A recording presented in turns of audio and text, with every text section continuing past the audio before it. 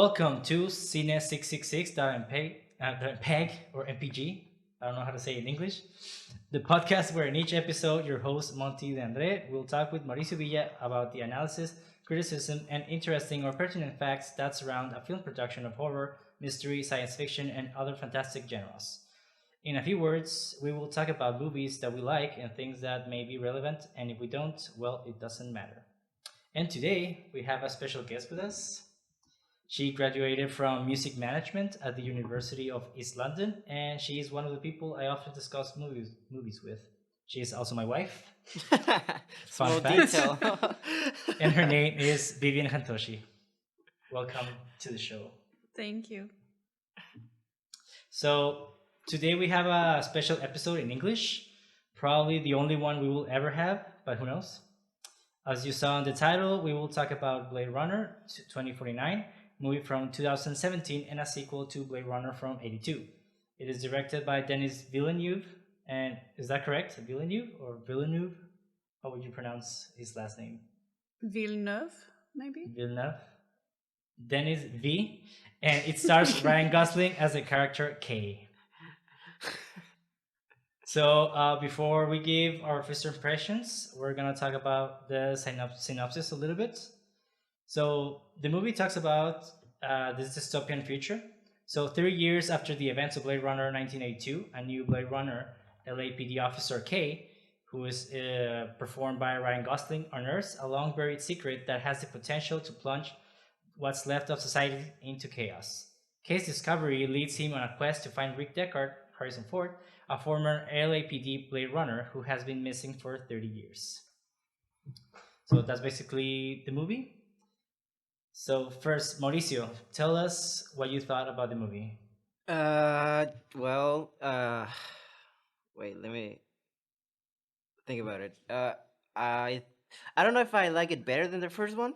I think it's a great movie. Actually, I love this movie, but I don't know. I don't have like strong feelings about it as the first one. I, I don't know. I don't know why.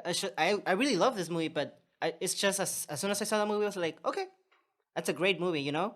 But it didn't Okay. really stuck with me. I don't know why. So as we always discuss here, I tend to change my mind. So let's see why. Right? Maybe I wasn't in the mood, or I think Yeah, because yeah, the yeah. pacing is better, but I have like the same problem. It's kind of boring, but it's not boring. You know what I mean?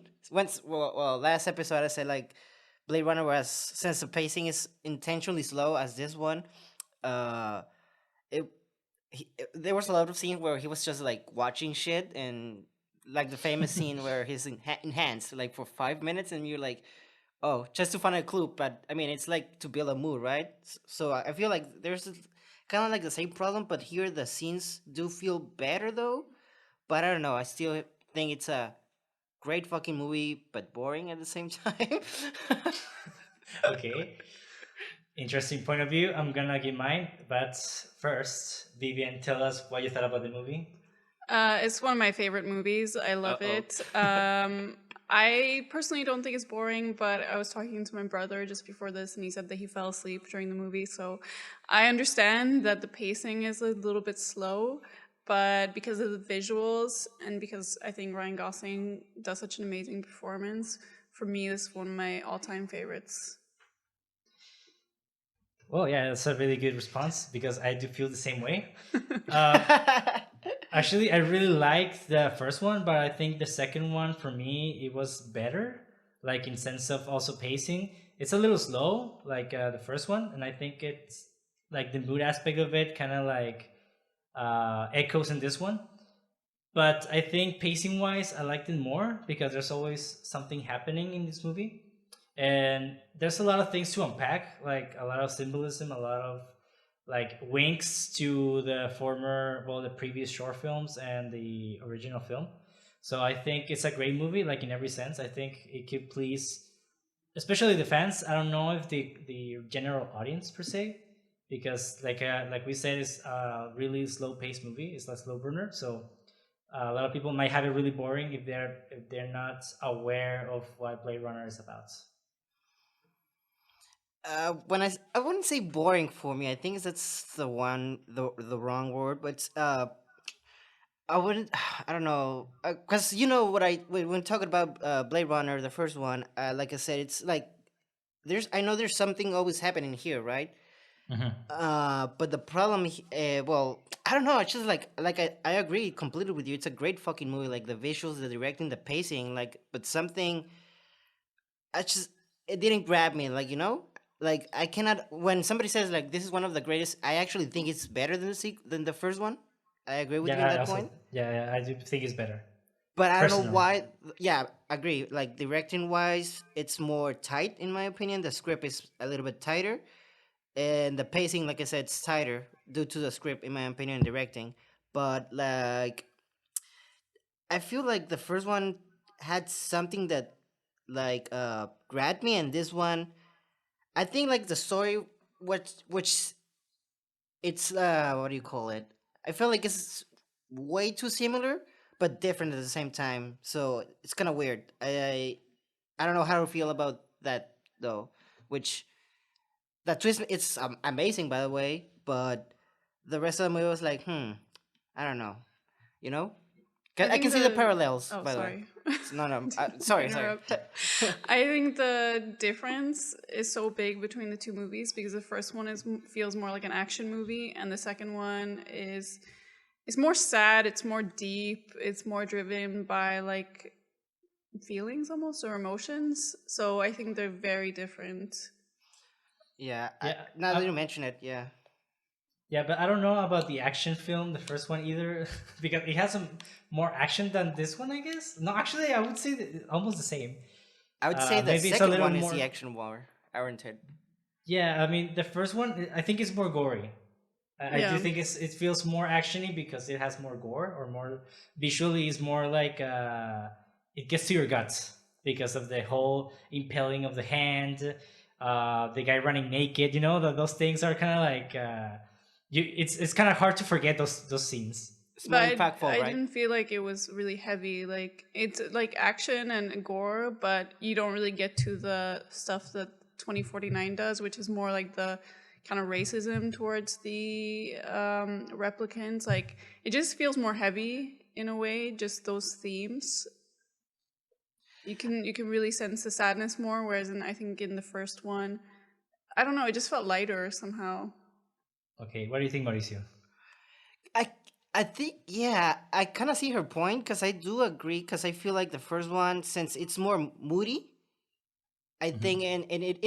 and it's more personal. I think it's involves more Decker, and here is more of a, like I said, it's kind of like a similar. It's like a Jesus type of thing, but the Yeah. twist makes it like no, he was never special. No, like for instance, Decker, he's like, well, am I a replicant or not? Am I gonna be the one to like create like a new species? I guess, which I guess he does here in the second one. But here he's Yeah. like, if case like, am I the son of Jesus? Will I be the one leading this like Moses through the desert shit? And which he's not, and that's like the great part of the movie. But it feels more grandiose, and like your wife said, like it's more heavy on the slave shit than the personal stuff of Decker. You know, it feels like I think, but Hmm. that's why I like more uh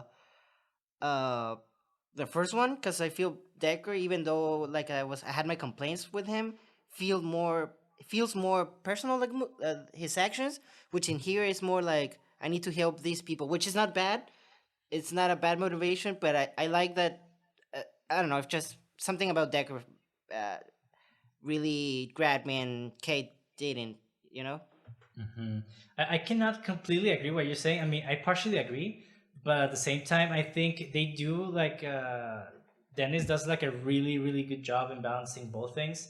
Because I mean, this is like the fourth time I watched this movie, Mm. and honestly, like the more you watch it, the more you see things, and especially in this movie, like the first time I watched it, I didn't notice a lot of like the things. You know, like for example, the character of Jared Leto doesn't really appear as much, but there's always like his presence through the other girl, which at first you don't really like. I mean, I didn't get it. Like I was like, oh yeah, I mean, he's a character that looks cool, but at the same time he's some sort of god. And I don't know, there's a lot of biblical weights in this movie, and also the first one. And but it has like different approaches, and this one is a little bit like a myriad of like biblical ideas, which I'm gonna address in a bit. And the other one was more like Jesus Christ trying to, killing his father and then taking the role as a god. And then you can see like even the stigmas on his hands, like the piercings, which is like it echoes to Jesus Christ, no? I literally just imagine Jesus with piercings, like Yeah. stupid. Maybe he Don't had tell me it, I what to don't know. do, God. You're not my dad. But Exactly. actually, the Jared Leto character, for me, he's more like robotic than godlike. He's like kind of this. I don't know. I don't remember what the expression is. Transhumanism or something like that. When you have like your body isn't completely biological, it has some robotics to it because he cannot see, but he has these little implants, and he doesn't really behave that human-like to me. To me, he's more like an android. That's like, I think that's a beautiful aspect about that character. I hate his acting, by the way, in this movie. He's fucking overacting, in my opinion. And I love But, it. I hated it. I hated it because the movie is so subtle, and when we get to his crazy ass, he's like, "Oh my god," and shit like that. I'm like, dude, chill the fuck out. Be subtle, right? But anyways, what I like about that character is, I agree with you. He's like more robotic, but he's trying to be like a god because he's trying to Yeah. create like a new species, which I found kind of funny, like a robot trying to be like a god. It's, well, not funny, but ironic, I guess, because he's not human, so he's trying to be like more than human. Like, yeah, but yeah, like it's something that really Scott, well, not his, I think he was a producer, but we tend to see like that aspect from his work, from Blade Runner to the new movies of Prometheus. So there's always like a robot trying to be like a god, So Hmm. I love that contrast of trying so robotic, but trying to be like more than human, a godlike person, right? Yeah, but this is a thing with that character. Like personally, I mean, I think we're getting ahead with the character stuff. Yeah. But just like a parenthesis, I mean, in this case, he owns both worlds because he's not just robot-like. Because first of all, humanity wouldn't give that much power to a replicant if they're chasing them. So the guy must have been human first.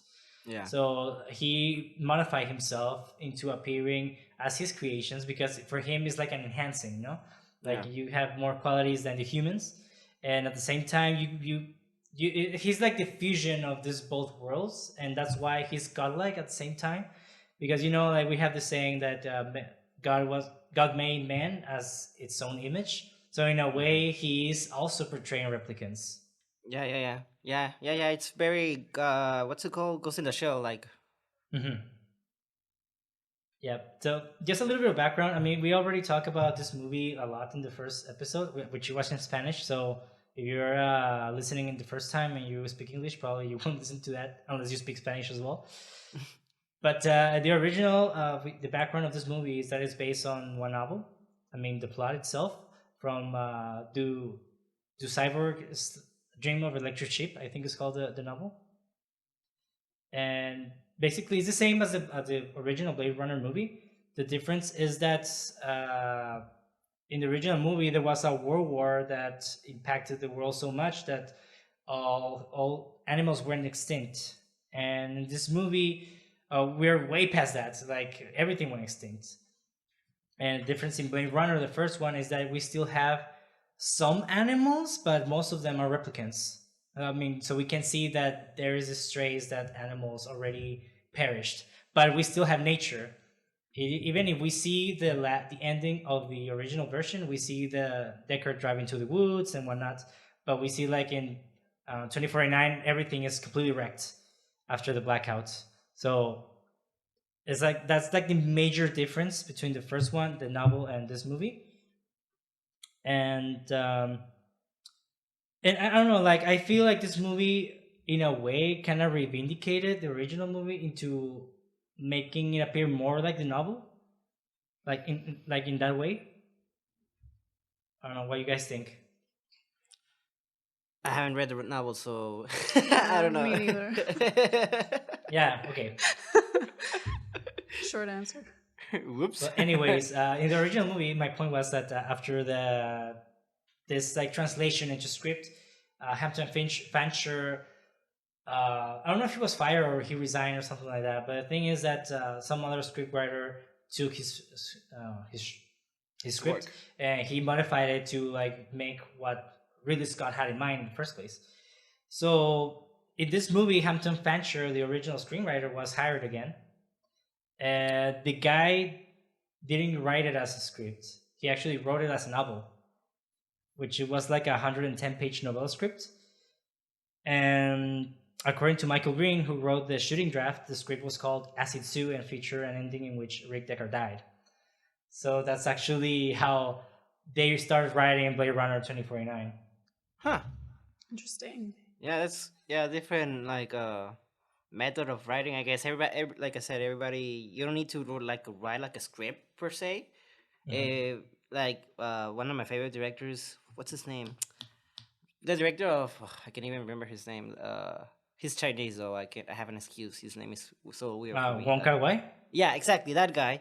He doesn't even write scripts. He's one day before he's just writing shit, right? And then the second day is like directing. And I'm like, damn, how can he do that? I literally need to write a script, really specific script, right? So it's amazing for me when everybody does like different kind of stuff.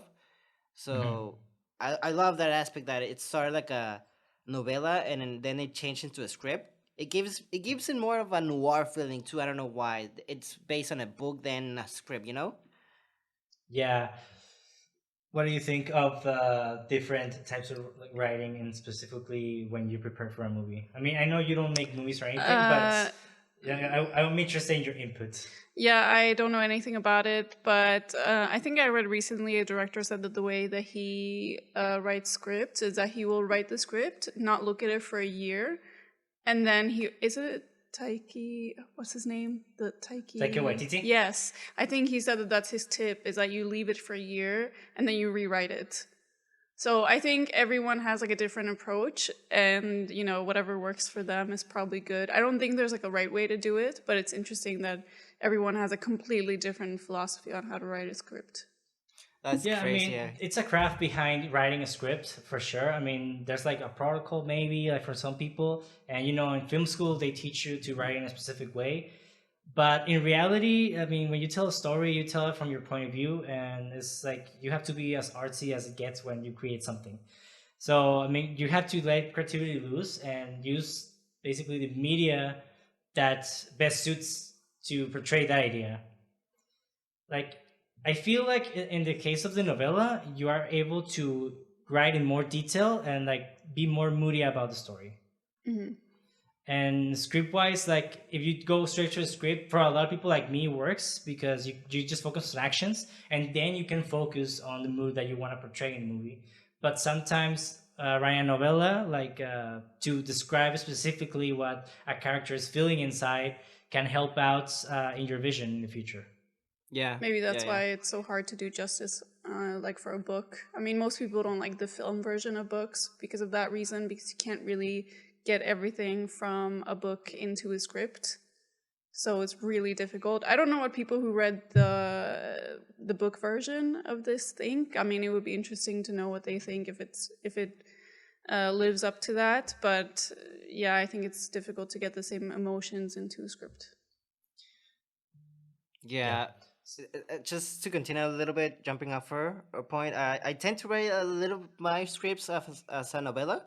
I try to do both because I think, in my opinion, I tend you need to be moody in since the script. So when you're trying to direct, or the people who's trying to see your vision can like fully understand your scripts, right? So per se, some people would write like a guy walks up to the bar and sits down, right? Or whatever. Enters and sits down. I would go like this guy watches the sun or night, and that gives okay. So it's extra information. Oh, okay, the setting is at night. Okay, he's I don't know, just like a stupid example, but it's more moody, And I think that's amazing in movies like The Lighthouse and Blade Runner and this movie too. It's something that I admire a lot of these movies, that you can create moods so it feels effortless and so organic, which is something that I strive to do in my short films. So seeing this is kind of motivating and it makes me jealous. Like Ricardo said in the previous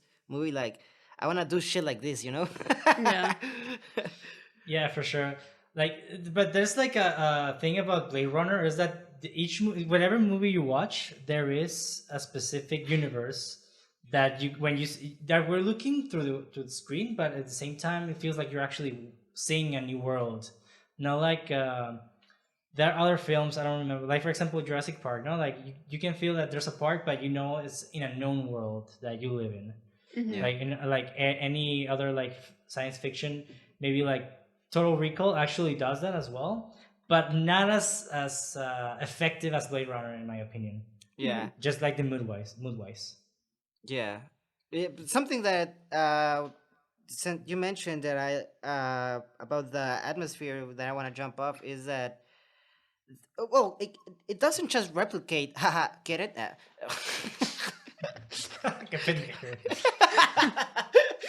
I can do puns now. No, but I mean,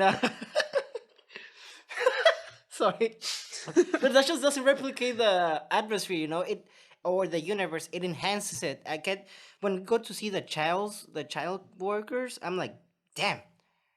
That's why I think Yeah. it falls more deep and feels more like harsh because we don't see like well when you see a child work is harsh, you know. I don't think you can get harsher than that except violence against a child. So there's some harshness into this world, like there's more teeth, you know what I mean? Or I don't know if I'm explaining myself, but Mhm. I love that. I really love how this movie just doesn't feel like a copy paste version of the first one, and it feels like it actually time has spent passed, you Yeah. know, since the Yeah, first one. it's a complete extension Yeah. and the next step for sure. Exactly. Yeah, and yeah, I mean, in talking about I mean, I want to address a lot of things in this movie because it's so rich in detail, so rich in topics that addressing all of them would take hours and hours. There's even a podcast that I saw on Spotify that it has like over 100 episodes, and they all talk about Blade Runner. So Holy you shit. can, yeah. So you can talk a shitload of things about Blade Runner because it's a whole universe. It's not just a movie, you know. Like, well, Yeah. it is a movie, but you know what I mean. It does give you the feel that there's more to it than just a film. Yeah. And Because this movie came actually with a lot of shorts, right? yeah, actually, the shorts I'm gonna address them in a bit, Okay. but they're the bridge from the first movie to this one. Yeah, and there's actually an anime called The Blackout, which is the explanation of the blackout, which is interesting. I haven't seen it, but I really love how this universe is like growing into its own thing, and I really don't like the idea that it's connected to the alien world. I'm like, oh, please don't. Which they kind of feel similar, but I don't know. I don't like it. I do like it because I But mean, it's is it different. connected? Yeah, Yeah. it's the same universe. Alien, it's Ridley Scott, Huh. both of them. I would have never guessed it. Even though it's the same director, I would never guess it's the same universe. Feels Yeah, really actually, different. like if we watch the first Alien movie, we see that there's people in the spaceship, and with them is a cyborg or like this entity which supposedly, allegedly, is a replicant. And Uh-huh. that guy gets killed, and he like, has like white blood, which is like really different. So people would say like it's like either like a really really advanced version of a replicant or like a really one of the first issues. So I don't know if that's the case in the Alien movie. I think that wasn't planned at the first place to be linked, but it does make sense because their objective for the replicants is to send them off world Mm-hmm. for them to safely I wouldn't say conquer, but get to other lands and Colonized. have and colonize. Yes. I would say really Scott just pulled that entire shit off his ass, in my opinion. Yes, for sure. But it does work, in my opinion. He can just say, "Oh, Alien is a future version of Blade Runner," which I mean, you know what I mean? Yeah, it's just I Yeah, feel it feels like a as cop movies, out. as movies they feel different for sure. Yeah, The mood, the Yeah. pacing, everything.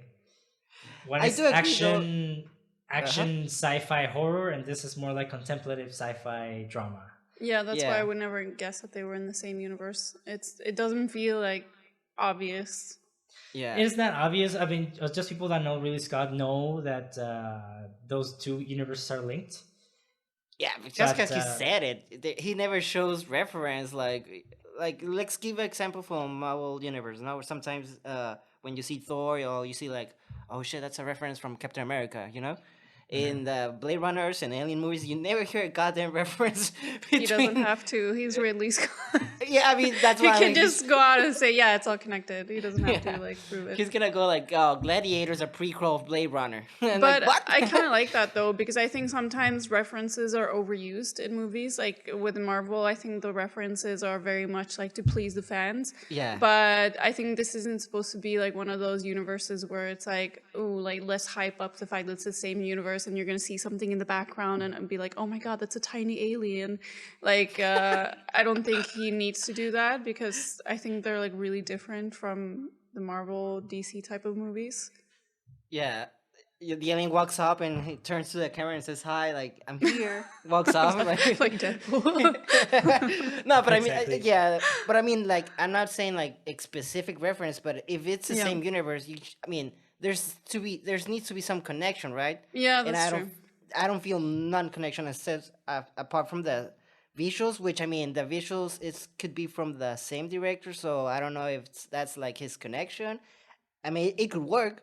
Like the Yeah. explanation that Ricardo gave, it's logical. I mean, sounds bullshit in my opinion, but it's logical. It's from the same universe that is Ridley Scott's mind. That is the connection. Yeah.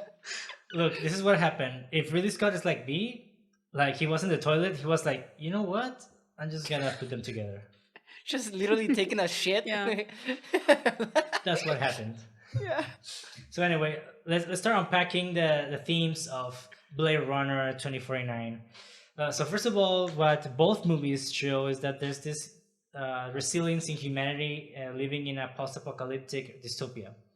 So after the extinction of natural habitats and animals that we see in this movie, humans become more emotionless, adapting themselves to their surroundings and being affected by them at the same time. The creation of replicants could be a response to this dueling of human emotions, making them more human than human, something that is a recurring theme in the first one and the second movie. Yeah. And if we see the short film Blade Runner Blackouts, a human character tells a girl replicant, and I quote, he says, I get it.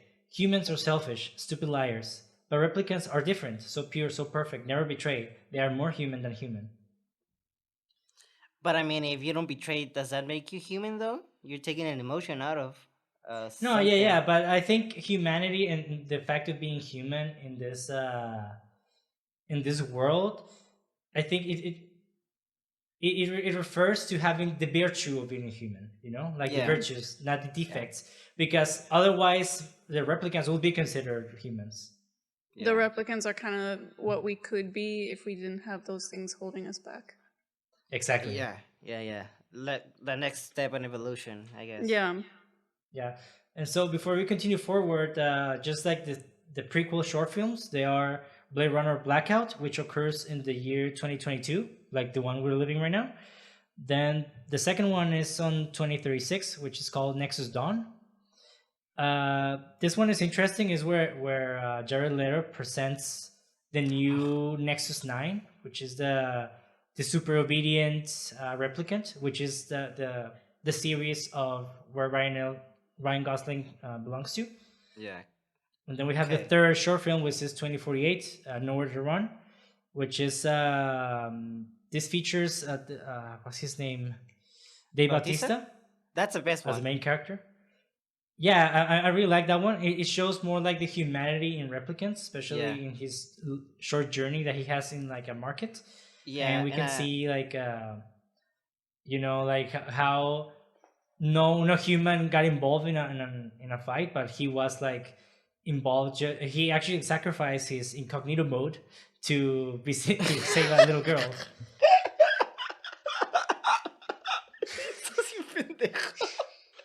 So yeah. Just fun fact, those two short films, the last ones, were shot by, well directed by the son of Ridley Scott. His name is Luke Scott. There's a connection. We cracked the clue. We cracked the case, I mean. Yeah, he actually also directed short films for Alien Covenant. Oh, That's pretty cool. Yeah. Nepotismo. So daddy and son, they are together. Wow. So yeah, I mean, okay. I really recommend watching these short films. I mean, the first one, The Blackout, is animated, and I think it's from the same animation studio or animator. I don't know the creator. I think from what's the name? Animatrix. And the other ones, they're live action. So if you don't like animation, you can skip that one. But honestly, I love it. It's really good. Yes, And it really good. explains the blackout that is mentioned a lot in this movie. So I think it's one a must see if you're like a fan of this Blade Runner universe. Yeah, because I saw the Dave Bautista one, and he gives I mean, obviously it's short film, and you don't have to watch the short film to understand the film, no, but it helps, and I really like his character because it gave it more of a tragic ending to what happened to him. I'm like, damn, Yeah.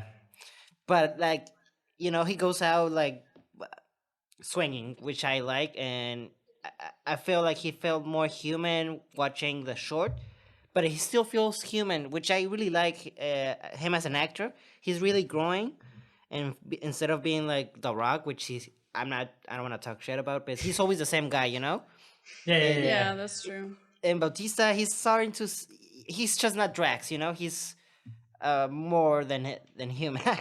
No, he But was yeah, actually really good in this movie. yeah, he was actually yeah. really subtle and emotional, and I was like, Yeah.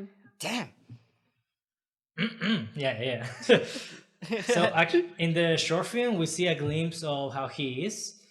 You can see that the guy is like big, but he's also really like calm and whatnot. Like really, he tries to avoid problems, specifically with humans, because like he's trying to stay hidden. But then when he sees a girl being attacked, he intervenes, even knowing that he's gonna get caught because of that. So Yeah. he knows that he's gonna be persecuted after this. He doesn't care. He does the human thing and helps the girl, and Which that's sets what's up like. his fate in the movie, though. Was that Which sets up the fate of his character in the movie, though. Hmm. exactly?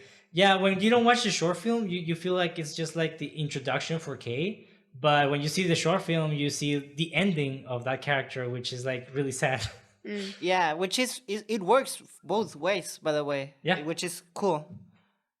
You Yeah, just get a exactly. little bit more of your buck when you see the short film, which is they're free. Just go to YouTube, Yeah. Yeah, I mean, in talking about humanity, there's like this recurring motif in both movies about the eyes. We always see like a shot of eyes, specifically at the beginning of the movie. We see like this extreme close up of the eye, let's say. And I don't know if you noticed, but in the first one and this one, they have the same shots. Yeah. Yeah. Although I prefer the shot in the first one. It was cooler. You could see all the like, I think there was like some explosive detail or something, like more colors. It looked cooler. I agree with you, but I prefer this one on the emotional way because I think it's the eye from the daughter, right? I don't spoilers, it? I guess. Yeah, I'm pretty sure she has green eyes, right? I thought the eyes were blue in the opening shots. Never mind then. I think. Yeah, I don't remember. I don't know Yeah. whose eyes are supposed to be because it has blonde eyelashes. I don't know who had that. Scratch it then. Don't. Never mind, guys. I Yeah, like the I'm first not one sure better. whose eyes was, but the thing is that for me, symbolically, in the first shot in the first movie, we see the whole city on fire, and we see the shininess in the eye, like the reflection. That aesthetically looks cooler, but at the same time, if you try to see it symbolically in this new one, like it kind of tells you that there's nothing left, Yeah. not even that city. So that's why I got from that shot, at least. I mean, it's just a subjective personal interpretation. Yeah, because the next shots are super plain. Well, not well. They're white and they're colorless. They're dead. Like it's like a gray area. So, But which that's is what I mean about like the first Blade Runner is more action. You could see that in that shot. And this one is more like emotions. yeah. Okay, I know what you mean by actions. You know what I mean? Action like, yeah. Yeah, There's just more. like I Yeah. don't know, it just felt like there was more stuff like blowing up, more fight scenes. So more external, and this was more internal. yeah, this Yeah, was more yeah. reflective. Yeah, I can see that. Yeah, I mean, because there's no big fight. Like, well, there kind of is, I guess, with the Yeah, love. there- There's yeah. the Bautista one, Yeah, and then against the the girl replicant. Yeah, yeah, and yeah, also yeah. against Harrison Ford. Yeah, that's true. That's a fun And fact also, I'm pretty sure you're gonna talk about. no, yeah, when he gets to the wastelands, he Yeah. fights the guys. Yeah, Yeah, actually, you're actually, right. this Okay. I think And this is also, more okay. actiony. Okay, that's enough. So yeah, the eyes are a recurring motif for the movies, and I mean, you can see in the '82 movie that Roy Batty and Leon Kowalski visit Hannibal Chu, who is the engineer who designed the Nexus 6 replicant's eyes. In this movie, the Nexus 8 replicants are identified by their eyes, and Dr. Ellen Tyrell wears large glasses and is murdered by Roy by having his skull crushed through his eyes. Niander Wallace is blind and relies on miniature drones to see. So there's a lot of like references to the eyes, and you know the common belief is that eyes are a gateway to the soul. Hmm. So it's Yeah, kind of funny that like everything predominant in the eyes is always held by the replicants, and ironically the chief of police when she tells Kay that he not having a soul, like it makes you think, no, like what is her deal, like why did she say something like that? I mean, actually they have emotions, so like it's kind of funny because how can you define the soul? I mean, there's the religious way, but for example, you, Mauricio, how would you define the soul? ah, shit, man. I'm trying. I'm trying to still learn that. Well, if you feel, you feel, right? That's the at its purest, in my opinion. Hmm. So, whatever makes you feel, if you feel something, even if it's the slightest emotion, it could be anger, sadness, happiness, love, whatever, right? So, s- as soon as you feel that, in my opinion, you have a soul. Okay, what about you, Vivian? I mean, I don't know what the definition is. I think if we have souls, then I think it's just some sort of energy that we all have, like some sort of uniqueness, but not like uniqueness in that, oh, I like horror, I like books or whatever. But I think it's just, if we have it, maybe it's just something that gets released when we die. And I don't know. I don't know what it could be, but Hmm. Okay, well, yeah, I mean, I agree with both. I mean, I don't know about the uniqueness. It sounds like really abstract. Although the yeah, soul could be something really abstract as well. it is very Uh, abstract. I mean, you could say that it's our link to God. Some people could say that it's our emotions. I do agree with more like with Mauricio's like definition about the emotions. And I think it's just like the link that we have towards other human beings. Like what Yeah. connects us uh, through our emotions, to our feeling, the fact that we feel empathy for another human being is like tells us that we have a soul. Not So even for human beings to towards things too. It could be like you could be watching a fucking movie about a toaster who's trying to make his home his way back home, right? And I'll be crying, which is cool because you can here can we can argue here, does that toaster have a soul? According to that film, it does, right? But like it's sometimes I feel like the soul is something you kind of create by yourself, or you give power to something, not like uh, abstractal and metaphorical way, but something that you acknowledge, right? Coming Hmm. to your sense, like self-awareness too, in my opinion. It's self-awareness yeah, with emotions. I don't know if I can like if I'm explaining myself. yeah. I think, yeah, I know what you mean. In the movie, we see that Kay is one of those people that I mean, he's a part of the Nexus 9, so it's one of these series of replicants that they have to obey in command. You know, they have to do exactly as they're told, even though they have emotions, like even though it hurts them, because they're programmed to do so. In a way, like I'm gonna make this analogy. Probably there's a reference to it, like Pinocchio, because the guy, for me, he has the hero's journey of Pinocchio. he's this like non-organic. Well, he's organic like in matter, but like he's one of those like cyborgs that don't have feelings, emotions. He kills his own species, and then he transcends through like this ironically to this AI, and through finding that he might be real when he actually accepts and puts this part of his identity into that notion of, oh, I'm a real boy. Yeah. You know, even the girl, what's her name? Joy? Joy. Joy. Yeah, thank you, Joy. Which also, just the name has a symbolism. Like she's joy to him. I mean, it's funny because love killed Joy, right? And then he literally needs to kill love to save Deckard. I mean, there's Yeah. a Yeah, lot of exactly. symbolism there. Actually, I didn't think of that until you said it right now. Yeah, it's funny because I was like, it's too obvious, too on the nose, but it works a lot, in my opinion. Yeah. Yeah, there must be like some sort of discourse behind it. Yeah. And I forgot my train of thought. I lost it. Sorry, I distracted you. You were saying about damn it. I don't know. We were somewhere on the topic of eyes. No. Afterwards, humanity, souls. No. Oh, Pinocchio. Yeah. Pinocchio. Yes. Yeah. So actually, the AI Joy tells him like, "You're a real boy now." Yeah. Yeah. And actually, that's when he starts being more human. That's when he hears his words. When he actually finds When the someone wooden- acknowledges. What's that? When somebody acknowledges it for him.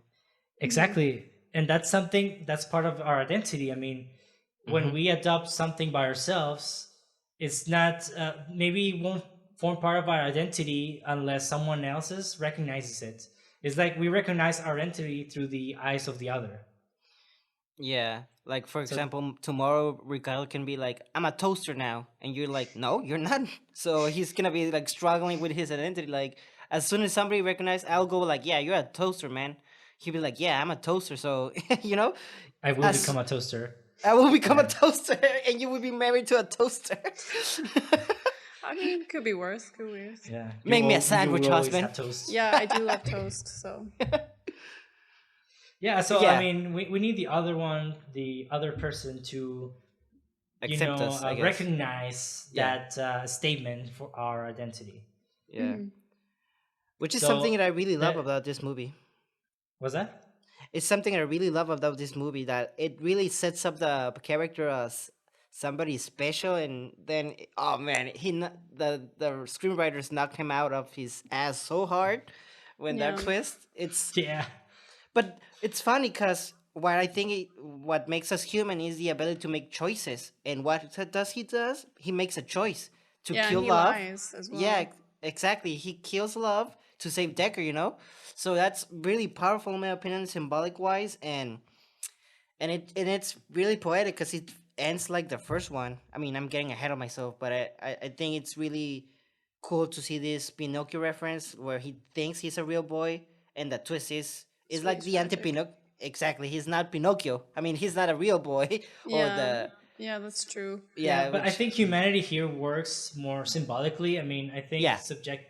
not as a materialistic matter. I mean, obviously, he's Of always course. been, in a way, physically, he's a human, even though he has like replicant properties. I mean, he Yeah, has yeah. flesh, he can bleed, he has a brain. So in a way, biologically, maybe not out of organic matter, he is human. Yeah. But at No, the I same meant more in time, a like, philosophical way. That's what I meant. Like, Yeah, but he's Exactly. not recognized as a human. I mean, he gets Yeah. called like skin job and stuff like that. Like his environment doesn't recognize him as a human being. so but I he's- think yeah. he's recognized as human through his father. I mean, being Harrison Ford. I mean, he's not his real dad, but there's Yeah, Deckard treats him like a person. because Yeah. even Deckard, we don't know if Deckard is a replica or not. I mean, even though Ridley Scott says he is, Harrison Ford says he's not. But there are hints which we're gonna approach in a bit about why he could be a replicant, and the fact that he's his daddy replicant. I mean, not maybe not biologically, but he's a previous Nexus. Yeah. And he's also his father figure, at least in his mind, because when he thinks he is the chosen one, he's like, well, he's my daddy, you know? Don't say that. He's my papi. My so papa.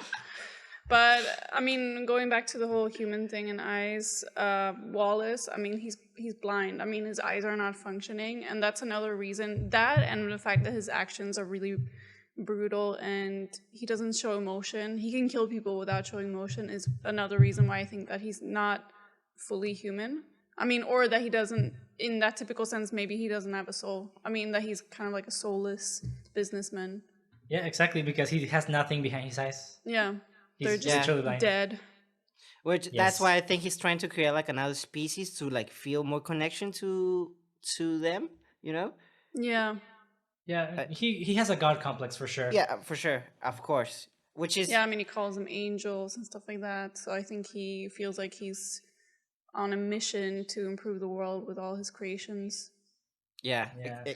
You said it perfectly. Yeah, so like we have a lot of like how you say, symbolic references to different things, especially the themes that go behind the character of Kay and obviously the movie. Because to be honest, this is almost a character piece. Like it is, but at the same time, obviously, it has a plot. Like besides just the slice of life kind of factor.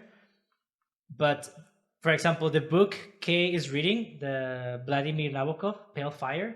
This is something that the AI calls, and she asks him like, "Oh, should I read it to you?" And he's like, "No, it's fine." Like this book thematically is relevant to the story because the book is structured as an elaborate commentary to a poem, while this movie is an elaborate commentary on the themes of its predecessor, the previous Blade Runner.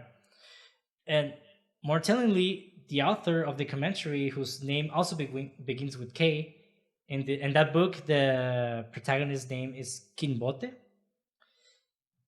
He believes that he is secretly of exalted parentage, which is a belief which is almost certainly delusional.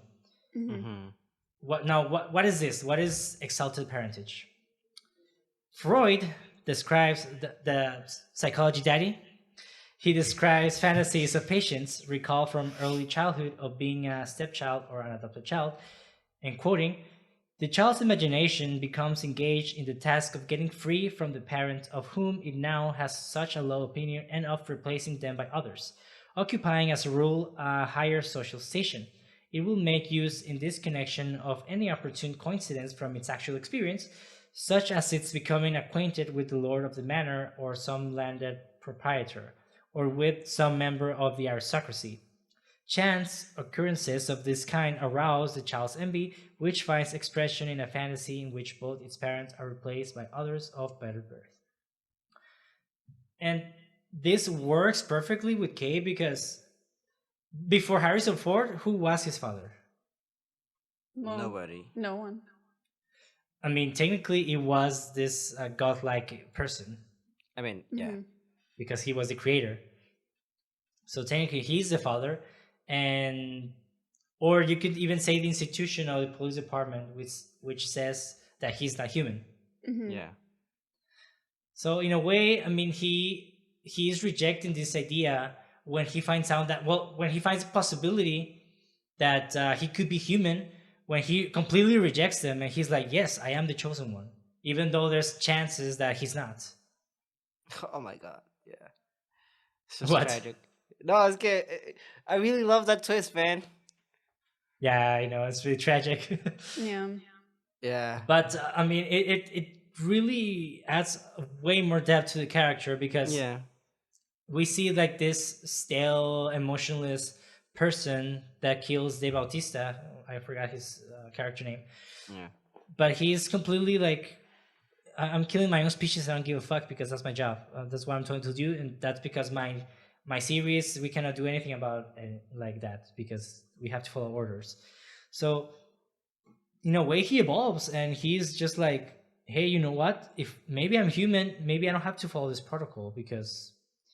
So in a way, it kind of tells you that if you believe it, you're gonna apply it for your life. Yeah. I mean, it sounds kind of stupid, but at the same time, it's kind of like, like if you believe it forms part of your identity, and others recognize it, you kind of become it. Yeah. Yeah. I mean, if you're like just see it from the biological point of view, well, no, because he wasn't born from a mother, blah blah. Now he cannot be human, whatever. But when you analyze what human means, like feeling emotions, being empathetic, making your own choices, you know, all these variables and factors that state us as human beings, then in that sense, they are human beings as well. And there's the text of the baseline that K must recite, you know, when he's being in the test. Yeah. And It's a blood, poem. black nothingness began to spin, a system of cells interlinked within, cells interlinked within cells interlinked with one stem and dreadfully distinct against the dark, a tall white contemplate. That is from the book Pale Fire, which is a novel that Joy volunteers to read to Kay. And the passage goes on to describe how, and I quote, the mind of any man is quick to recognize natural shams. The reed becomes a bird, the novic twig, an inchworm.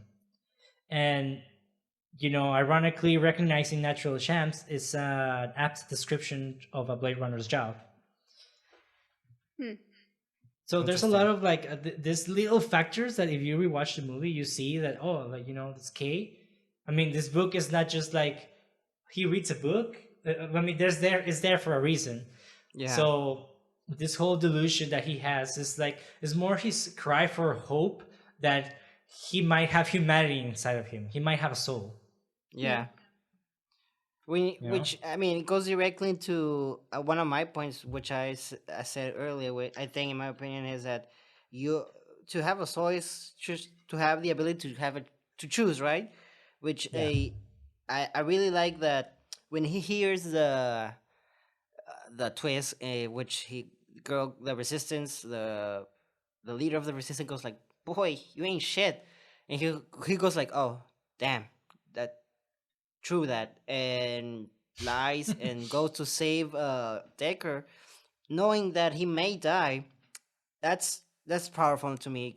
It gave it in that moment. Kay became the character with more humanity, in my opinion, because we can find the others.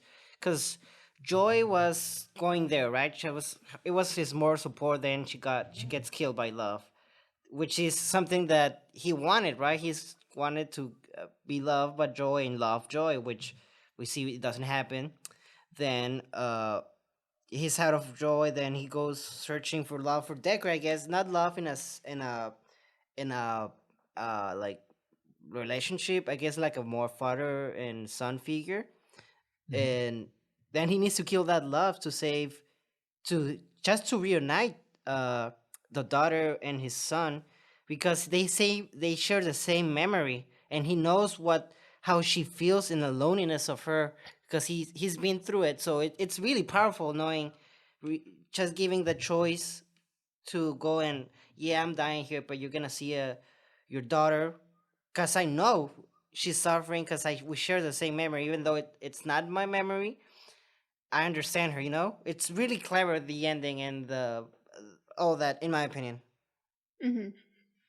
Yeah, look, the guy, you know, he becomes larger than life in a way. I mean, he is transcending to its divinity. Like, if we see the hero's journey, like in this particular part towards the third act, when the character becomes the owner or the master of both worlds, he becomes a master of, you know, the replicants, because he holds the replicant freedom in his hands. At the same time, like he has to sacrifice his father, or like not his father, like, but like his love for his father, to make that humanity he has inside, to make it transcend as well, you know, like to make it something worth. And that's it, the tragedy, but at the same time is the beauty of that character, because he becomes this divine entity of like, I'm gonna sacrifice my love for my father so he can see his daughter, and at the same time I'm gonna help out this whole revolution of replicants, because I have responsibility with both sides, and if I have to sacrifice myself and become larger, then I will find that humanity that I've been searching for. And he does. It's really beautiful. It's really touching, and I feel like it pays homage to the ending of the first one, without being as cheesy as the first one, like I said. But I love the first one. Okay, so I love it too. Don't get me wrong. It's cheesy because it works. But Yeah. here it's subtle, you know. He just sees the, like your wife says, more contemplating. I guess the action part too comes. I think it's more the first one. I mean, there's not a lot of dialogue, but I feel like the dialogue is more talky than here. I hear it's more.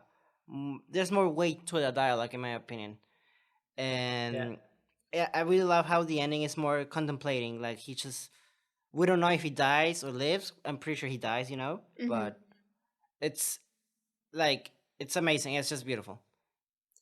Yeah, and at the same time, it's the same what happened to Betty, the first villain replicant in the first movie. You know, when he dies Yeah. at the end, like he saves Deckard without knowing that he's gonna die anyway. So he could have just let him die and then died by himself.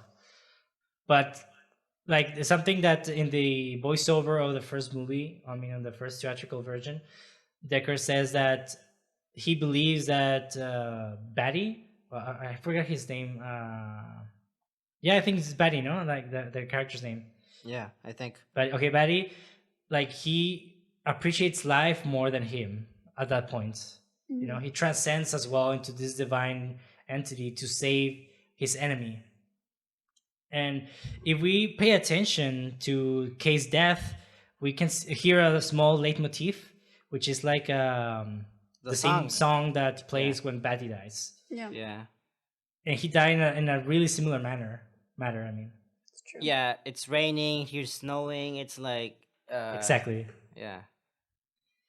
Yeah, and you know, like Kurosawa is something that also he does in his movies, that he uses the environment, the atmosphere, and the weather to provoke emotions inside characters, or more like to project the emotions that the characters have inside. Yeah. Which is like rain and snow is kind of like calmness. This blue feeling of, I wouldn't even say emptiness. It's like sad and beautiful at the same time. I think snow is really pure.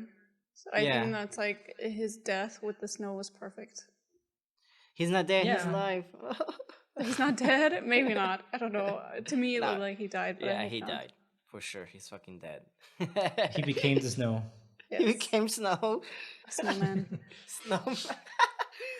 Why is there some red snowman here? What the fuck, guys? So another topic that Blade Runner touches is religion. I mean, there's a relation between Rachel and Kay. Maybe not a direct relation, but there is a symbolic biblical reference. Around 1 hour and 15 minutes in the Bible, Rachel, I mean, in the Bible, she is the wife of Jacob, and she gives birth to two people, which is Joseph and Benjamin. And here we see that Joseph is how you say the short the short version of Joseph is Joe. So when he's talking to Joy, he said, "Oh, you look like a Joe," which is kind of also that's genius, because that also works in a way that they tell you that the AI is programmed to be exactly what you want it to be. Yeah. So yeah. But also, I think because there's like that regular Joe, like Joe could also be like a really nondescript name. It could be anyone. Yeah, it could be like just an average person. So I think also that's why it works. Yeah, there's a reason when dead people you don't know John Doe, you know. Yeah, exactly, exactly. Joe, because she could have said any name. She could have said, "Oh, you're Gabriel" or whatever. But Joe kind of fits like the average any person. Yeah, I mean, it also works that way. I mean, maybe I'm overreaching, but there is in fact a lot of religious like symbolism in the names and everything. I mean, just like love and joy. I mean, those are like really not per se biblical, but there's virtues that are praised by Christianity and Catholicism. Yeah, I do think the movie is really heavy on the religious themes, but I think I agree with both of you. I think it works like on both ways, like a short version of the religious aspect and the like Joe, because I think this movie is really subtle. So if you see it on a surface way, it feels like she's insulting him, but actually, like if you see like metaphorically, he's like you know what I mean. It fits the character perfectly, in my opinion. Yeah, just FYI, I actually got this fun fact from the IMDb page, so it's not something I'm just inventing. It's written by someone. Mm-hmm. So, and there's also the Galatian syndrome. This at around 58 minutes. The girl is said to have died of Galatian syndrome. I mean, the girl meaning the chosen one. That we Mm-hmm. don't know if she's alive or dead at this point. Which the Galatian syndrome is described as a genetic disorder. But another possible interpretation for Galatian syndrome is this. In Galatians chapter 4 in the Bible, Paul recalls the story of Abraham, who bore two sons, Isaac by his wife Sarah and Ishmael by his slave woman Hagar. Paul quotes Genesis 21:10 like this: "Get rid of the slave woman and her son, for the slave woman's son will never share in the inheritance with the free woman's son." Paul then implies that the Galatians are in danger of becoming slaves as Hagar's descendants became. In both Blade Runner movies, the replicants are referred to as being slaves and are the outcasts of human society. Therefore, Galatian syndrome would imply that Rachel's twins, having been born of a replicant mother, will be the outcasts of the human world, but possibly the founders of a new evolutionary race of replicants. Wow. And Yeah. another note, in Blade Runner, the original, the replicant creator, Sebastian, says he suffers from Methuselah syndrome, a condition which makes him look older than he is.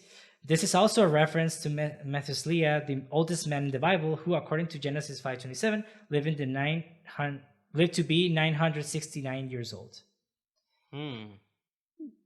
So there is a lot of biblical references. Yeah, I mean, I feel like Kay is like Moses in a. I mean, he's set up like a Moses type of character to guide everybody across the desert in a philosophical way. But then, yeah, like I said a million times, he's not the chosen one. But something I want to talk about. But wait, at the same time, he does work as Moses. I mean, yeah, that's a. I mean, yeah, not yeah. I mean, he kind of does in a way, but not because he chooses to do so, but not because fate tells him to do so. I think that's the difference. Which is, I mean, that's cool. Kind of both. Not really, because the girl says you ain't shit. Then he chooses. That's the point I'm always making. I'm trying to make like he. That's what makes him human, in my opinion. Like he can go up and go like, "Oh man, I ain't shit. I'm gonna do shit," and just give up. Which he doesn't. He chooses to go out and help Deckard, lie for him, and actually just go on abroad with love. That's yes, what but it is also fate, and because of this reason, he inherited the memories of the chosen girl. And well, if he didn't wasn't inherit it, that girl planted on him. Exactly. That's what it doesn't really matter what was the reason. He holds those memories, and also if he hadn't gone to the De Bautista house, he would have never find out about the girl in the first place. So in a way, it was fate that led him to do those things, and it was also his choice. So that's the beauty of that character. Yeah. He is Moses, just not like the Moses everyone thought he would be. Yeah. No, that's what I'm saying. But I didn't. I forgot about the other thing you said, because I felt like the girl planted it there as a safe. What's it called? Yeah, I mean, maybe it would have been a cry for getting the truth out there, Yeah, Not that's necessarily... why in a decoy, like a decoy way, because there were the record said there was two twins, and the other twin was just to, when somebody goes to investigate that thing, to throw them off. So I wouldn't say it's fate. It was more a calculated plan. They weren't twins, were they? I mean, no, they weren't. Yeah, they weren't twins. Yeah, but it was a lie to. I mean, the memory. Off. I think I mean, she did explain that every artist puts a piece of themselves into their art. Yeah. So I think that's why she added her own memories to the replicants, is just because, she felt alone. That was her creativity or her artistry. Yeah. Yeah, but she didn't put that memory in every replicant, just him. How do we know that? She said, I think at some point they would have recalled that memory, no? I don't know. I mean, because, I don't know, that wasn't really clear, because how would you create different memories for each replicant? I mean, you can make slight variations like she was doing with the cake, but he holds the whole memory. Hmm. Yeah, but I think that the way I think the reason she pulled the memory there, I think it was to throw the people off when she investigated, and to because she felt lonely that she had nobody to share shit with, you know. So it was like a let's to see what happened, like to have somebody have the same memory as her, and not to be alone, you know. That's how Hmm. I read it. Yeah, but I mean, at the same time, could have been any replicant that died in a war or that went off world. You know, like it was him that the one that was investigating the Bautista, the one that buried the mother. So it kind of was fate, and at the same time, it was his choice, like forward in the movie, like Yeah. when he decides to like become a real boy. You know. I'm a real boy. Yeah. So I mean, I think there's truth in both things. I do Yeah. believe it was in part fate, I think and it's a mixture of also both. was that. It's a mixture of both, in my opinion. Yeah, for sure. For So sure, for now, sure. the question that we always had since the other movie is Rick Deckard a replicant or not? I really don't care now. Yeah, I mean, at the Doesn't same even time, matter, in my opinion. it doesn't matter, no.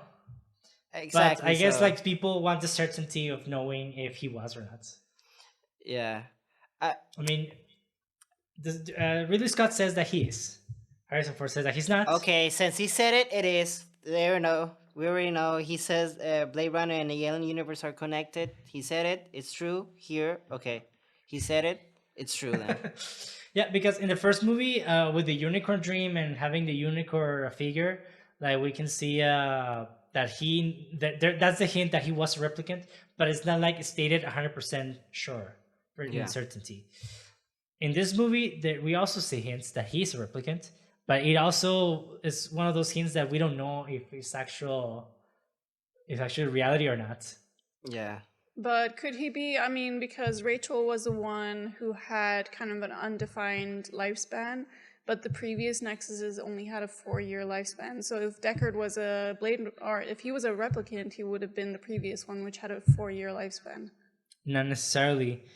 And I'll explain why. Because the Nexus 6, they were the only ones of all the Nexuses that had 4-year lifespan because they were more developed per se, and they didn't figure out how to avoid the virus or something like that. I don't remember. I think actually no, you know what? I think it was made on purpose. I think they were meant to die in 4 years. Yeah. But Because they were Rick rebelling Deckard, and shit. like people are speculating that maybe he was before the Nexus 6, Yeah, and the possibly. Nexus that lived longer but didn't have the same attributes or same intelligence as the Nexus 6. Because in the first movie, the first I think they mentioned that they don't have sympathy and they don't give a fuck about anybody. And the first thing we see about Deckard is he's being so unhuman like in the aspect that he shows no sympathy for nobody. When Exactly. Rachel shows up to her house and she's crying because she found out he's a replicant, he starts like going down on her, on insulting her, like you are memories, you remember simply, just being so blunt, you know, without even taking Mm, in concern the emotions of her. I disagree. I mean, first of all, I think Harrison Ford kind of acts nonchalant in most of his movies. He has this kind of stone face, so I think that's like also his acting. But I when think he it's him. notices It's that boring he to be hurt there. Rachel, he backtracks. And also, you could argue that if you're insulting someone, that's also showing emotion because you're angry or you have some sort of negative emotion. So I do think he's human, and I think it would be better if he is human, because then if a human and a replicant have a baby, that would be the real progress, that they could actually procreate within races. I agree with you there. I 100% agree with you there, but I feel like the movie just it really tells us that he is a replicant, not just because Yeah. of what I said, because of the unicorn. Hmm. So I think I prefer him to be human because I agree with you. It's more like progressive, I guess, and not to be Hmm. just woke. But I mean, it feels more like Ghost in the Shell. The argument there was to make a fusion between human and the non-human, like the robotics and that aspect Yeah. here, right? So here, Yeah. Rachel should be like half and half, right? That's why maybe she has like this disease too, because she's the Hmm. first of her product. I mean, she's literally the first of her kind. So I mean, just to compare stuff, right? When incest in a incest relationship, the child has like deficiencies, right?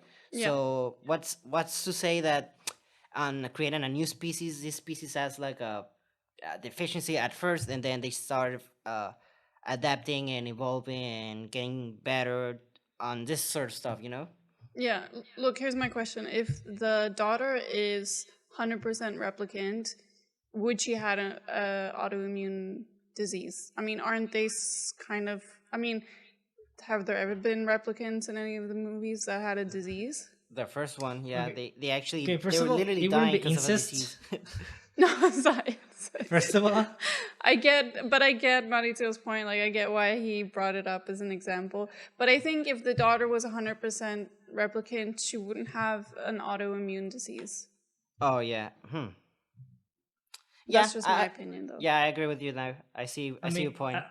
I mean, I don't know because replicants, even though they are synthetically made, they hold organic tissue and they hold organic reproductive organs. So, I mean, we don't know that for certainty, but for certain. So, but what I'm saying is that even though they weren't born as babies from someone, they still hold those particular elements that can procreate life.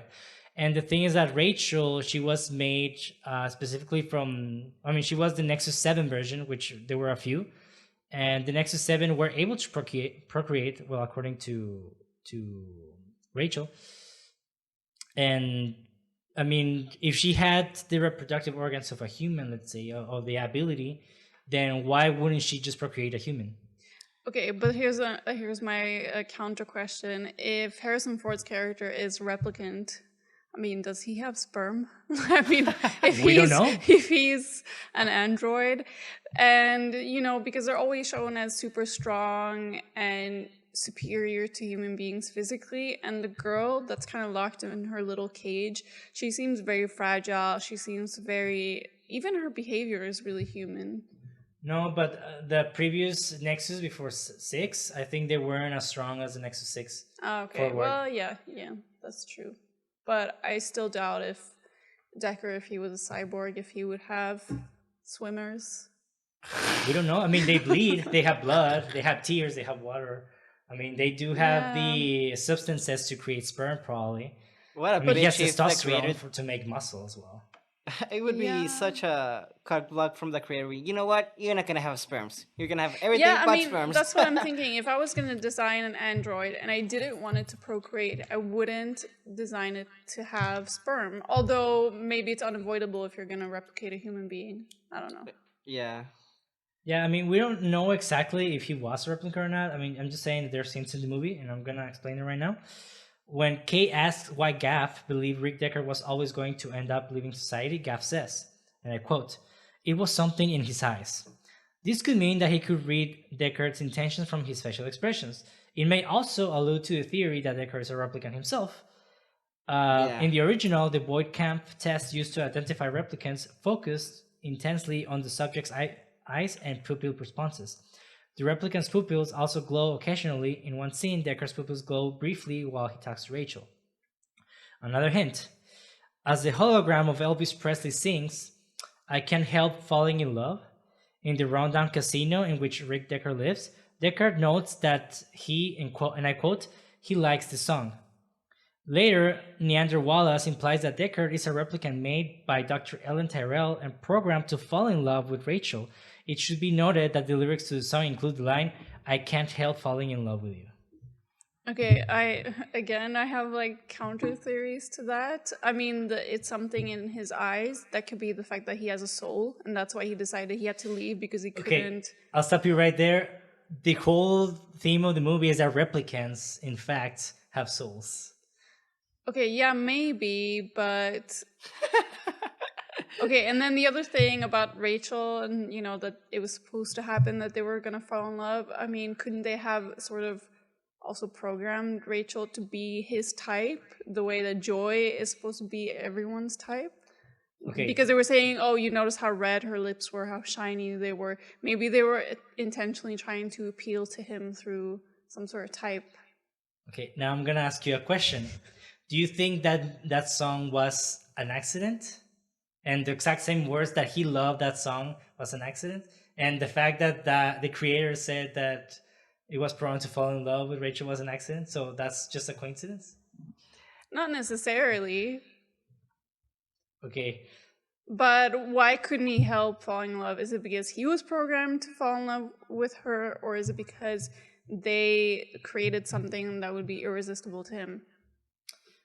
Well, the other guy, the same from the first movie, the owner of Tyrell, the corporation, the guy actually, I mean, what was the point of him making a girl that can procreate? And then why did he put Deckard into like meeting with her specifically? I mean, maybe he needed a human with some I mean, to, you know, maybe he couldn't, because why wouldn't he otherwise just pair her up with any other replicant? no, we can't because the Nexus 7 were only made prototypes. Yeah, but he's not a Nexus 7, so if he's an older Nexus, he could have paired Rachel up with another older Nexus. I mean, maybe he needed Deckard because he's human and he needs his human qualities to create life. But why didn't he do it himself if he was human? I don't know. I mean, that's it. The way you see it, there is a more inclination that they were set up by the Tyrell guy. And you can tell because I mean, when Deckard arrives in the first movie to this Egyptian pyramid, the one to receive him is like the girl. It's Rachel. And then he puts them together like to interact, like him just watching from afar. Like, why would he do that? Maybe Yeah, there, I see your point. there I could see as his Deckard was supposed to be the best of the best on detecting the replicants, and he wanted to test the model there. I could see it that Yeah. way, but I could see it the other way, like you said, like knowing that Deckard was gonna show up, he programmed this girl like he wanted. I mean, I think that's the subtlety of the movie, which you can read it any other way, with the way you want it. In my opinion, I see your points. I just decide to. I don't give a fuck, and I decide to think Deckard's human. In my Yeah, opinion, because same. I agree. I cannot argue with both sides. Like if you tell me he's a robot, I'm gonna go like, yeah, okay. To me, it doesn't really matter. No, And it I think doesn't. In reality, it doesn't matter. exactly, and it's beyond the point because, first of all, in because that's it's part of the question. If we found a Deckard's robot of human, it may even fuck around with your opinion of the movie or answer of, or even decide if okay, Deckard's not human because he's human, or he's a robot who became human. You know, it's fun to have it ambiguous answer, or I mean, no, don't have an answer at all. So and you don't write yourself into a corner. So it's I just feel like it's more of the director and the scriptwriter just playing off the idea to keep it more mystery. But in my opinion, and the other day, like I said, it doesn't even matter. Like No, it doesn't. I agree with yeah, that 100%. Like, for example, if K, I mean, in his arc, it did matter a little bit, yeah, but like we see him as a human, even though he's a replicant. So it doesn't really exactly. matter if he was or not. Like talking about Deckard, doesn't really matter. But what I'm saying is that there are hints, and specifically Yeah. that song, because there's another song from Frank Sinatra, and this song actually that plays in the jukebox. It's called "One for My Baby" and "One More for the Road." The lyrics Mm. actually outline the third act of of the whole movie. In this instance, the first two verses, starting with, and I quote, "It's 2:45. There's no one in the place except you and me, so set them up, Joe." Even the name. And until "We're drinking, my friend, to the end of a brief episode." This line's parallels when Kay meets Rick Deckard. There were only the two of them meeting, and then they had a drink after they got off to a bus start. Joe is Kay's human pseudonym that Joy gives him. And the fifth and sixth verses containing, in quotes, "You never know it, but buddy, I am kind of poet, and I've got a lot of things to say. And Joe, I know you're getting anxious to close." When you then have Deckard being more poetic than 30 years previously, answering the questions that Kay was looking for closure. The final verse, and I quote, "But this torch that I found, it's got to be drowned, or it soon might explode," parallels Deckard being held hostage by love, and the fight between Kay and her resulting in her being drowned. The final sequence, when Deckard and Kay part ways in front of Dr. Anna Stellines, places a mirror of the chorus, and I quote, "So make it one for my baby, one more for the road." So I mean, that could be what I'm saying is foreshadowing. that, was that? That could be foreshadowing in a way instead of like. I mean, it's No, actually it is foreshadowing. foreshadowing. It is Yeah. foreshadowing. That's what I'm saying. But my point here it was that actually the director uses the songs with purpose, not just Ah, puts them because they're fine or yeah, pretty. yeah, yeah, yeah. The So I mean, that I can't help falling in love with you. I mean, that can also be interpreted like maybe in a non-homoerotic way. He fell in love with the father, because of who he is. I don't know. Like, I mean, there's but always I love think it's against your more father. inclined I to mean, the towards your to the father. fact that he was set up to love Rachel. I think it's just a song he likes because he couldn't help falling in love with her. In my opinion, I think. I mean, you could read it that way. Like I said, you Hmm. can read it either way. So I think my interpretation of the song, I see where you come from, that he could be. But I feel like it takes away the humanity of the relationship, or it gives it a lot of layers. But I don't know. I don't know. I like it my way. I mean, I don't know. I mean, I took this actually those facts, this analysis that I'm taking.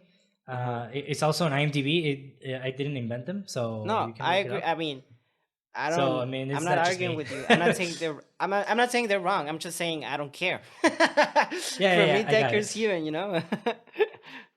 So Because before going to the fun facts, do you want to say anything else about the movie? I think I found out why I prefer the first one in my opinion. I You found out think what?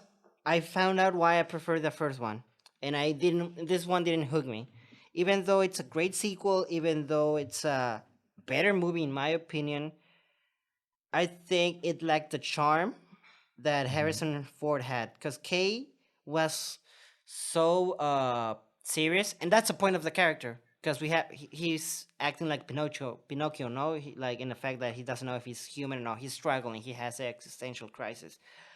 But it was hard for me to connect with this character in an emotional level, unless I compare it to Decker, which at first I was like, "Oh my god, this guy doesn't want to be in the set." But then when he get connected emotionally with Rachel, I was okay. He's more active. He's more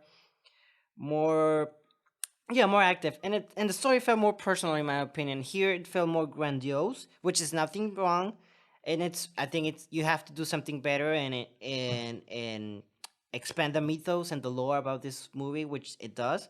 But I just like the personal aspect. It felt like the movie was, even though it's not tighter, it felt like it revolved more on Decker, and here it obviously revolved around a lot of characters. But even though Kay is a central character, I prefer like the centrality of Decker. It felt more of a intimate story with Decker, with than with Kay. Even though, like I said, I think Blade Runner 2049 is a superior movie in every single way, and I even think Kay is a better character developed, than Yeah. than Decker. But that's I think the charm of the first and the magic, it just wins me over. Okay. So your personal opinion is that you prefer the first one. Yeah, but I the second one is vastly superior in everything, in my opinion, except for the creation of the world, because it's borrowing and enhancing from that. But I mean, the expanding the universe, the script is tighter, the characters are well developed. There's character arcs well established and well developed and well landed at the end. So yeah, just I prefer the first one.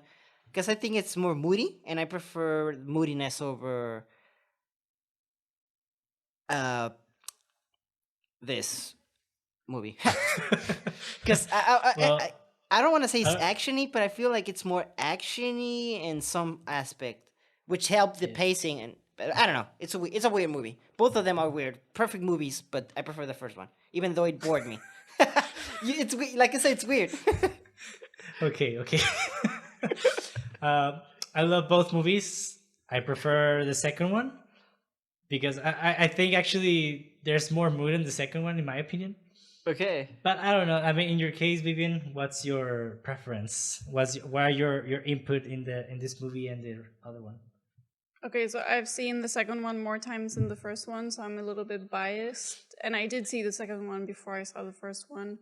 But yeah, I think I prefer the second one. Maybe it's just because I saw it first. But I really like the visuals. I love the character of Kay, and I like sad movies, so I really love the movie for that reason. But it's so hard to compare them because they feel completely different.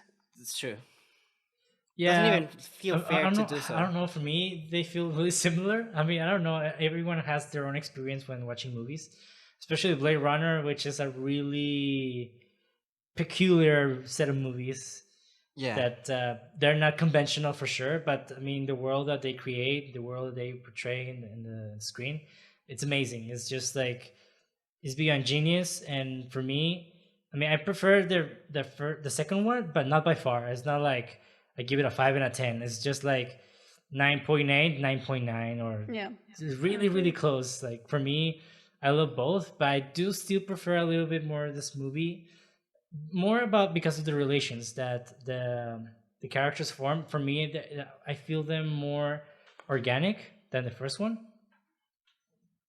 Uh, but that's just me. I forgot to mention something I really love about this movie that it really get my whenever both of them were on screen, it hooked me. It's the relationship between Joy and Kay. I Yes. thought that relationship, before we wrap it up, was beautiful, Hmm. tragic. It, like you said, felt really organic. That's why I said like the characters are better developed here. They feel more fleshed out.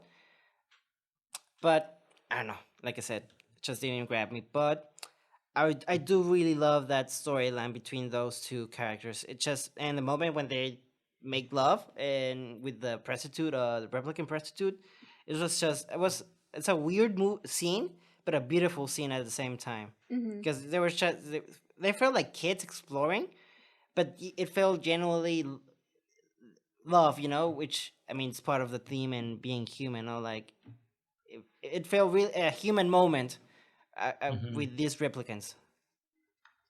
Yeah, yeah, yeah. I mean, that's another topic. The whole AI thing. I Yeah. have a lot of opinions of that, but I don't wanna. I don't wanna extend the podcast anymore because of that.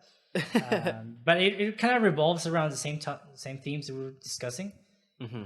So I'll leave that conversation to the comments in the YouTube video. So you guys want to comment about that, or you have more input about the movie, please write it down in the comments. We have it on YouTube. Um, if it's not the case that you're already listening to us there, so let us know. Now we're going to the next section, which is fun facts. I found a shitload of fun facts, so I'm just I didn't put all of them obviously because they're just like a shitload. So, number one, the opening scene in which Kate confronts Sapper Morton is a close copy of the original opening scene written and storyboarded by Blade Runner 1982. The scene was dropped in subsequent rewrites, but it would have featured Rick Deckard in a house on the countryside, waiting for a replicant dressed in a protection suit and gas mask, while a pot of soup is boiling in the kitchen.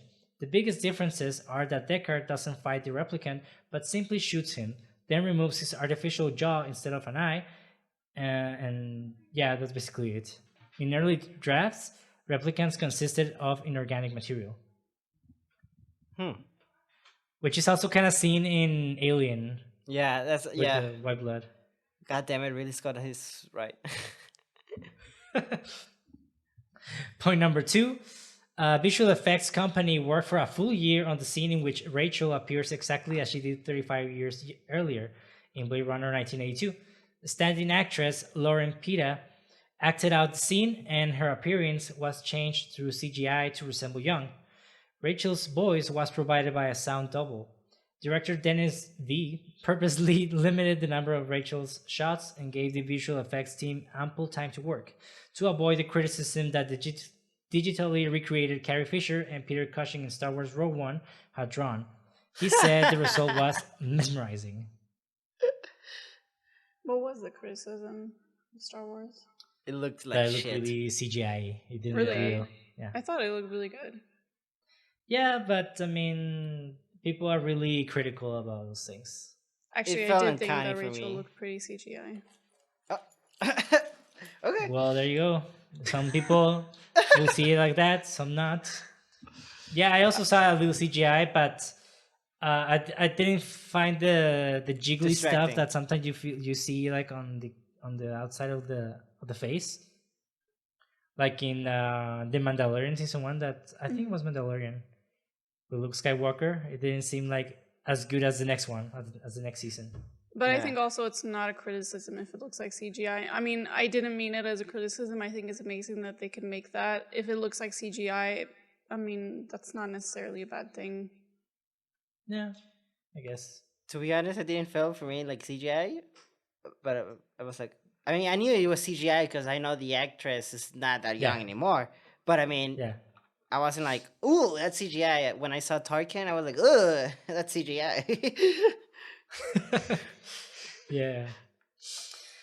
I mean, yeah, obviously it's digital, but I mean, it looked great. I mean, honestly, Yeah.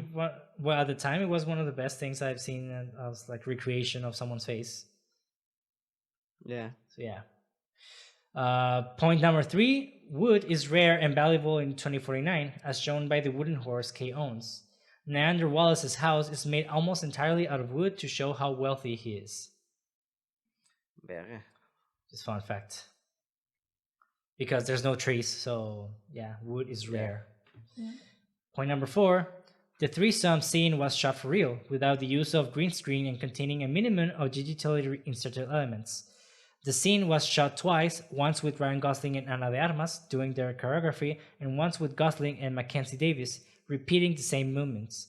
Both shots were then combined, containing 2 versions of Gosling and 2 backgrounds.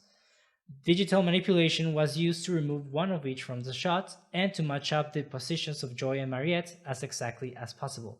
Some glitches where their movements did not line up perfectly were allowed to suggest that they cannot sync up perfectly. In fact, a computer-generated Joy was briefly inserted when she moves around Kay to remove his coat because her movement did not match up with Mariette's.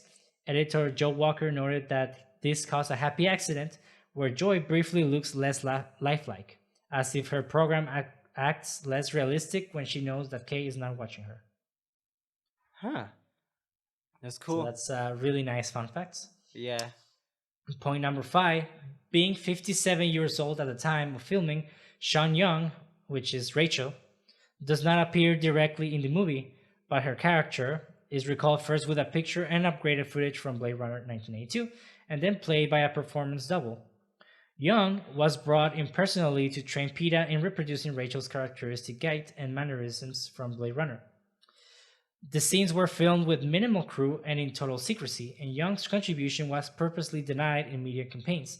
In fact, perhaps as misdirection, Young had previously revealed that she wasn't asked by the producers to appear in this movie, and even went as far as requesting fans to boycott the movie if she was not in it. Maybe that's why the movie bombed. Thanks a lot, Rachel. Nah, it was because it's slow pace. People Nah, are I know, more I used know. to really I know. fast rhythms right now. It's not a crowd pleasing movie. It's not a For sure not. Transformers and Avengers. Yeah. Point number 6: while shooting a fight scene, Harrison Ford accidentally punched Ryan Gosling in the face. As an apology to his co-star, Ford invited Gosling to share a bottle of Scotch whiskey with him. Wow. Yeah. Wow. Point number... Actually, that's another fun fact. Like, in the first movie, he also by Punch. accident hit what's her name Young really hard when she has this like violent scene in his apartment, Yeah. and he also like treated her better afterwards. Yeah, he's a fucking dick. I've heard Harrison Ford's a fucking asshole. He likes to hit his co-stars. Anyways, point number 7. At around 2 hours and 15 minutes in the climactic scene, Rachel from Blade Runner is recreated for Rick Deckard, and he rejects her because he says the original Rachel had green eyes. Reviewing of Blade Runner shows a close-up of Young's eyes during the Boyd Camp test, and the same close-up is seen in this movie when fragments of the test is played, and the eyes are green indeed. However, it's just in those close-ups that they are green. For the rest of the original movie, they are brown, which is Sean Young's natural eye color. Point number 8. At the orphanage, only the girls have long hair. All the boys have shaved heads or very close crop hair. This is a hint that Kay's memory originally belonged to a girl. Point number 9. At around 58 minutes, while researching the DNA found on the baby's sock, Kay discovers the existence of fake twins. The girl is supposed to have died in the orphanage. Philip Dick, author of Do Androids Dream of Electric Sheep, had a twin sister who died shortly after birth. Oh. So it's one of those like fiction recreates reality kind of, Yeah. or parallels reality. Point number 10. It's unclear why Rachel's remains were buried under the tree. It's theorized that the tree Rachel is buried under is only part of a symbol that illustrates the miracle of life, and the 3 stands for family. Yeah, I agree with that. Point number 11. David Bowie was director Denis Villeneuve's first choice for the role of Neander Wallace, but he died before the start of shooting. Oh. So we would have had David Bowie as a god in this movie. He would have acted good. Damn. Yeah. God damn. Actually, I really liked Jared Leto's performance in this movie. I know people criticize this guy a lot, but I really liked it in this movie. Oh, yeah. I don't know. I feel like Harrison You Ford cannot was disagree acting- with my likings, dude. Like, I mean, just my opinion. Yeah. I hate that guy. I hate Point his number acting. 12.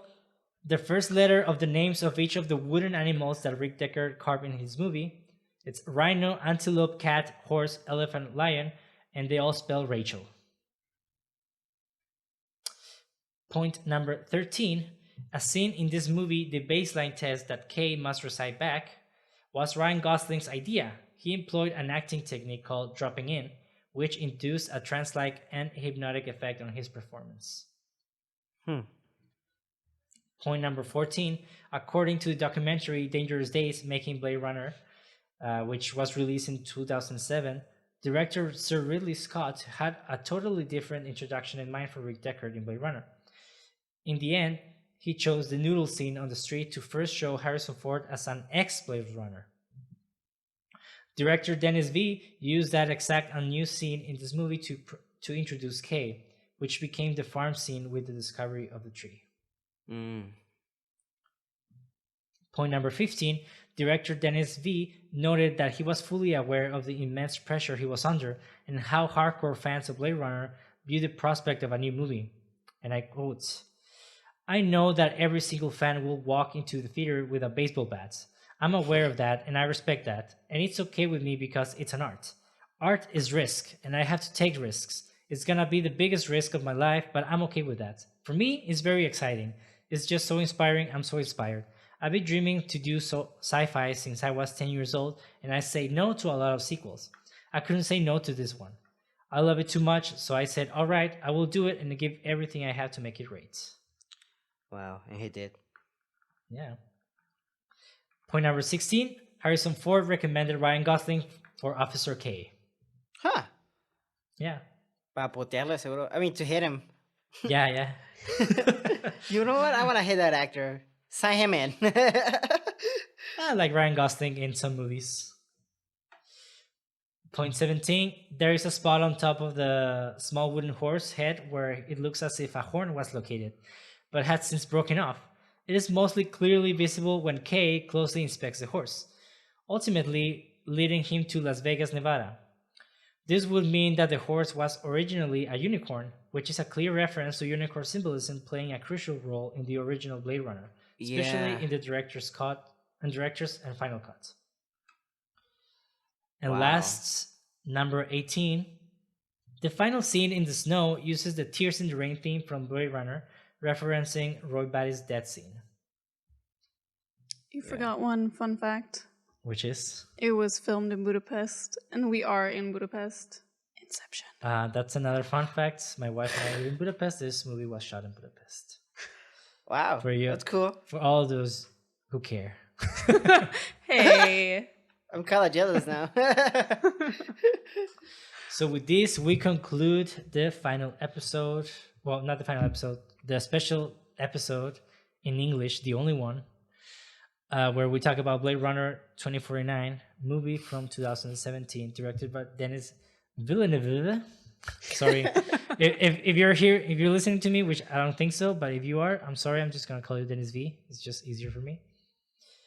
I'm Mexican, so. Nah. What's that supposed to mean? I mean that English is not my. Actually, I don't even know if his last name is like. It sounds French. Yeah, it sounds French. I mean, I don't know French, French, right? so I'm sorry. I apologize in advance for being ignorant. Anyways, man, fuck French people. If you're French and listening to this, I don't know what to say. I mean, some of you I like, some of you don't. Like everyone else, I guess. I mean, French people are rude. Fuck them. I mean, yeah. I mean, that's the stereotype. I actually have a French friend that he's really nice. So there are exceptions to the rules. Yeah, he's a good replicant. He's a good French. Anyways, leave us a comment, give a like, subscribe to our channel. If you speak Spanish, well, you can listen to our other episodes. If you speak Spanish and you also speak English and you listen to this podcast episode, well, go ahead and follow us. You know, you can also follow us on social media as Cine666.mpg. You can find me as Monty André or Monty D Photo on Instagram. And you, Mauricio, where can we find you? Como as Levago _ how do you say? Underscore. Yeah, that shit. Lower thingy and double G. Sorry, I totally forgot to say that shit in English. My brain just farted. How can we find you, Vivien? Just my name on Instagram, Vivien.Hantosi. Very well. Yeah. We're gonna leave the tags on the YouTube video description, so you can check it out there. We're also gonna leave a link to donations if you want to support this podcast, because it's financed. So we do this ourselves, you know, for our love to movies. So that's it. Continue watching movies and praise Felipe Negro, which is the Mexican version of Black Phillip. Hail, Black Phillip. Bye. Watch movies.